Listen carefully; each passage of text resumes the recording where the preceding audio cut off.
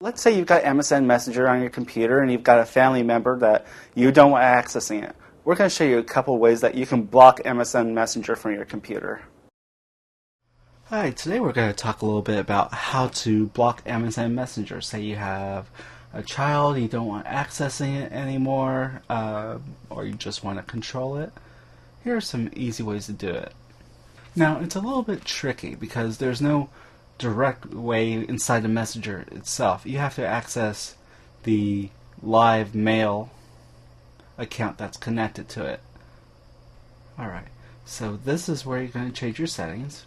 Click your email address, view your account, and you go into account view mode, put in your password.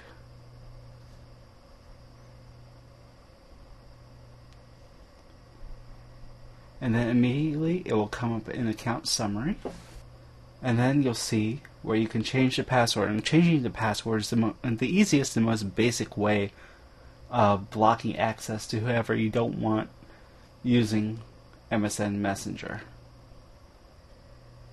So the other method is to just get rid of the program altogether. That will definitely keep it blocked from whoever you want using the program. So hit Programs in Windows Vista. This is what the uninstall or change a program list view looks like.